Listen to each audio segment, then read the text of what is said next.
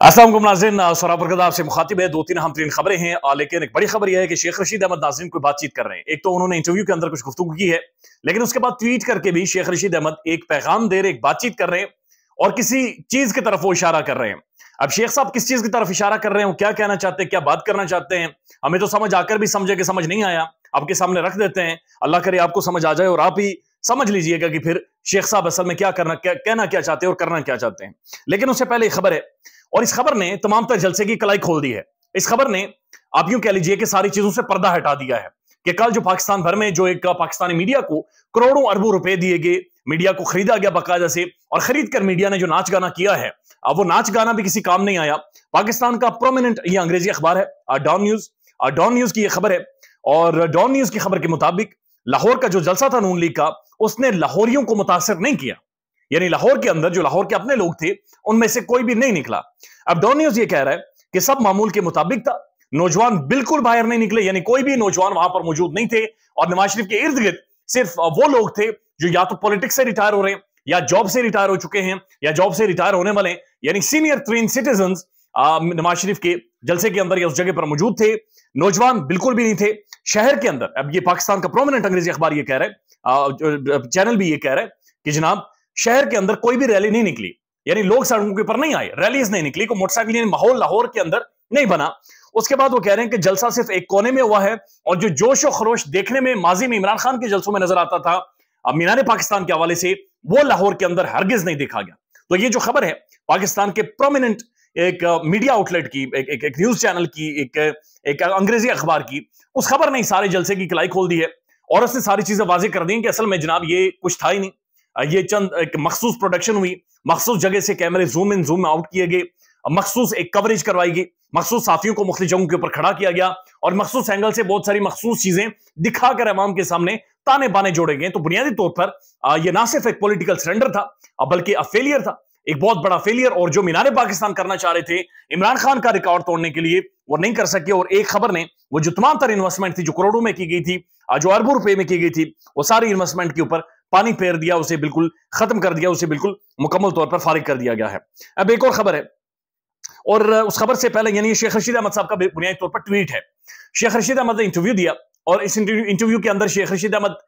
ऐसा महसूस हुआ कि बड़ा अच्छा खेले। उन्होंने इमरान खान के खिलाफ कोई भी सख्त जुबान नहीं इस्तेमाल की, बातचीत नहीं की, इमरान खान के ऊपर कोई भी जिम्मेदारी नहीं डाली, बल्कि उन्होंने खुलकर कहा कि जो कुछ भी हुआ जी हम सब ने मिलकर किया, यानी हम सब इसके जिम्मेदार हैं, हम सब बातचीत करते रहे, हम सब डिस्कशन, यानी उन्होंने खुद को अलग नहीं किया। उन्होंने कहा मैं उन मीटिंग्स के अंदर मौजूद था, मैं उन जलसों में मौजूद था, लिहाजा अगर खान जिम्मेदार है तो मैं भी जिम्मेदार हूं और हम सब जिम्मेदार हैं। तो शेख रशीद अहमद का जो इंटरव्यू था,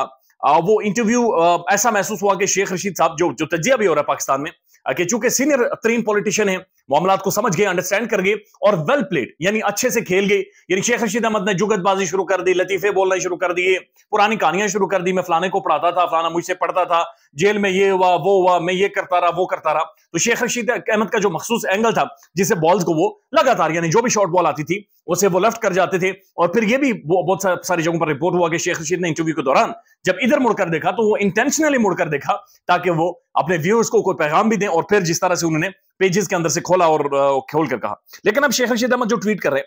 शेख रशीद अहमद ये कहते हैं कि जनाब मुझे पता ही नहीं था कि मेरे चीला कहां पर था,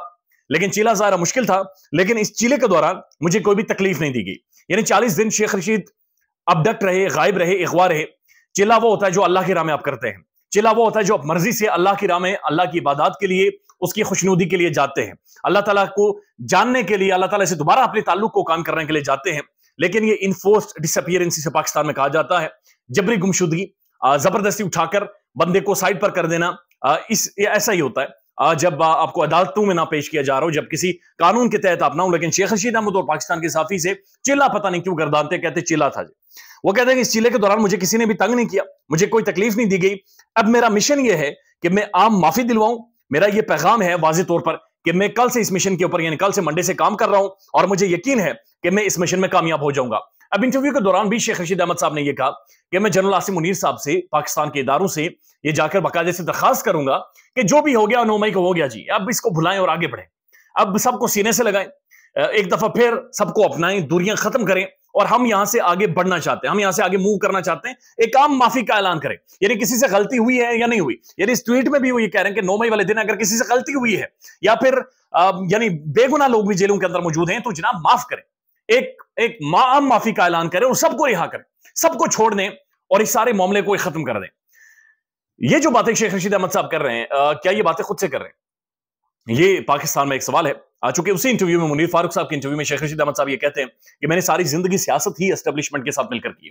میری جو سیاست کا بنیاد ہے وہ صرف اسٹیبلشمنٹ ہے, میں تو ووٹ ان سے لیتا رہا ہوں. وہ کہتے ہیں میں ووٹ کنٹونمنٹ بورڈ سے لیتا رہا ہوں, لہٰذا مجھے تو یہ گو اہیڈ کر دیتے تو میں انتخابات جیتتا تھا. تو جو بندہ کہہ رہا ہے کہ میرا جو کل اثاثہ ہے وہ پرو اسٹیبلشمنٹ میں رہا ہوں, تو آج جو وہ چیلے کے بعد بات چیت کر رہے ہیں کہ میں اس مشن پر جا رہا ہوں 9 مئی کے حوالے سے, تو کیا وہ خود سے بات چیت کر رہے ہیں؟ کیا شیخ رشید احمد صاحب اس ٹائم آ کر اس طرح کی خود سے بات چیت کر سکتے ہیں؟ تو اس کے اندر ایک یہ بھی میسج اپنی جگہ پر موجود ہے کہ سینس پریویل کر رہا ہے, یہ محسوس کیا جا رہا ہے, سوچا جا رہا ہے کہ جناب اس طرح سے معاملات اس سارے ماحول کے اندر, خوف والے ماحول کے اندر نہیں چل سکتے. جو شرپسند تھے ان کو ڈھونڈنا چاہیے, لیکن جو عام لوگ ہیں, جو عام شہری ہیں, پاکستانی ہیں, جو جیلوں کے اندر ہیں, وہ جیلوں کے اندر نہیں ہونے چاہیے, ان کی رہائی ممکن ہونی چاہیے. اور اس کے لیے شیخ رشید احمد صاحب اب باقاعدہ سے انہیں وہ گرین سگنل دیا گیا ہے کہ وہ ایک موو آن کریں گے, سٹیپ لیں گے, بیبی سٹیپس لیں گے. 2-3-4 ہفتوں کے بعد آپ کو محسوس ہوگا کہ شیخ رشید احمد صاحب کی جو کاوشیں ہیں کامیاب ہوئی ہیں اور لوگوں کو رہائی ملی ہے. تو یہ بھی اس کے اندر ایک پیغام ہے. اور بھی بہت سارے پیغامات ہیں.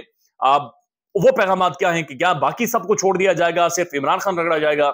کیا باقی تحریک انصاف کے تمام تر جو سیکنڈ ٹیئر ہے, تھرڈ ٹیئر ہے, ان سب کی عام معافی ہو جائے گی لیکن خان کی معافی نہیں ہوگی؟ یعنی تحریک انصاف ہوگی, عمران خان نہیں ہوگا, باقی سب کو عام معافی مل جائے گی, سب چھوٹ جائیں گے, سب انتخابات میں بھی آ جائیں گے, سب معاملات چلائیں گے, بٹ عمران خان یعنی کراس عمران خان کے اوپر رہے گا اور خان آگے نہیں آئے گا. لیکن اس میسج کے اندر بہت سارے میسیجز ہیں جو آپ خود بھی سمجھیں, ہمیں بھی سمجھائیں, پاکستان کے صحافیز کے اوپر جو تجزیہ کریں گے وہ اسی طرح سے آپ کے سامنے رکھیں گے. اب شیخ رشید احمد صاحب نے جو انٹرویو دیا منیر فاروق صاحب کو, اس انٹرویو کے بعد منیر فاروق صاحب نے ایک ویلاگ کیا ہے اور 25 سے 30 منٹ کا انہوں نے غالباً ویلاگ کیا ہے. اور اس ویلاگ کے بارے میں ایک تو انہوں نے کہا کہ پاکستان میں جھوٹ بولا جا رہا تھا کہ شیخ رشید کو تھپڑ مارے گے, تھپڑ شپڑ کوئی بھی نہیں تھے. پھر انہوں نے پاکستان کی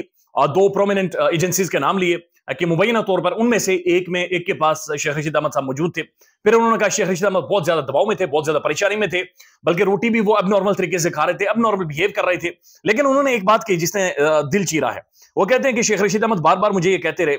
کہ منیب میری عزت رکھنا ہے اور مجھے ذلیل نہ کرنا. یعنی حالات یہ ہو گئے کہ پاکستان کے سینئر ترین پولیٹیشین, پاکستان کی پولیٹکس کی سینئر ترین شخصیت جس نے سب سے زیادہ آپ کہہ سکتے ہیں کہ وزارتیں لی ہیں, وہ ایک اینکر سے, ایک سوال پوچھنے والے سے درخواست کر رہا ہوں کہ یار مجھے ذلیل نہ کرنا, مجھے اور زیادہ ذلیل نہ کرنا, بس میری عزت رکھنا. تو یہ آپ اندازہ لگائیں کہ کس لیول کے حالات ہیں کہ جب اتنے سینئر, یعنی 72 سال شیخ صاحب کی عمر ہے, شیخ صاحب سب سے زیادہ پاکستان کے بڑے پارلیمنٹیرین رہے ہیں, ایک پارٹی کی سیاست کرتے ہیں, مذاق ٹھٹھا بھی کرتے ہیں, شغل بھی لگاتے ہیں, لیکن اس عمر میں آ کر انہیں ایک اینکر سے یہ درخواست کرنی پڑی کہ جناب برائے مہربانی میری عزت رکھنا, مجھے اور زیادہ ذلیل نہ کر دینا. منیر فاروق صاحب یہ بھی کہتے ہیں کہ شیخ صاحب کا وزن بہت زیادہ ڈاؤن ہوا ہے, شیخ صاحب بہت زیادہ پریشان تھے اور ایک ہی بات بار بار کہہ رہے تھے کہ بس میری سیاست بچ جائے, میری سیاست کسی طرح سے ختم نہ ہو. اب عمران خان کی ایک اور خبر ہے کہ عمران خان کی بیٹوں سے بات چیت ہوئی ہے اور اپنے بیٹوں سے بات چیت کرتے ہوئے عمران خان جذباتی تو ہوئے, لیکن ساتھ ساتھ عمران خان صاحب نے اپنے بیٹوں سے بڑا کلیئر کہا کہ جناب مجھے بات بڑی کلیئر ہے کہ مجھے قربانی دینی پڑے گی. تو خان ابھی بھی کہہ رہا ہے کہ میں قربانی دینے کو تیار ہوں, اور اپنے بیٹوں کو بھی اس نے کہا کہ میں قربانی دوں گا اور میں کسی بھی طور قربانی سے پیچھے نہیں ہٹوں گا. اور جو خبریں چھپ رہی ہیں, یہ جو صحافی رپورٹ کر رہے ہیں, وہ یہ کہہ رہے ہیں کہ عمران خان نے اپنے بیٹوں سے ایک ہی بات کی کہ مشکل ٹائم ہے اور مشکل ٹائم میں ایک لیڈر قربانی دیتا ہے, میں لیڈر ہوں, لہٰذا میں نے کوئی میرے ساتھ کھڑا ہوا یا نہیں ہوا, لیکن میں اصول کے اوپر کھڑا تھا اور اس اصول کے اوپر کھڑے ہوئے اگر میری قربانی بھی لگ جاتی ہے تو میں قربانی دینے کو تیار ہوں. تو یہ بھی غیر معمولی ہے کہ پاکستان کا ایک لیڈر, پاکستان کا ایک سیاستدان اس لیول تک یعنی ریزسٹ کر رہا ہے. وہ آج اپنے بیٹوں کو تقریباً 80 دن عمران خان کو ہونے والے ہیں, اس کے باوجود اس کی پارٹی ختم کر دی گئی, اس کے اوپر الزامات ہیں, خان کو عمر قید کی سزا ہو سکتی ہے, بٹ اسٹل وہ میسج جو کنوے کر رہا ہے, میسج بڑا کلیئر ہے کہ جناب میں اینڈ تک اپنی قربانی بھی دینے کو تیار ہوں. خیال رکھیے گا اپنا. اللہ حافظ.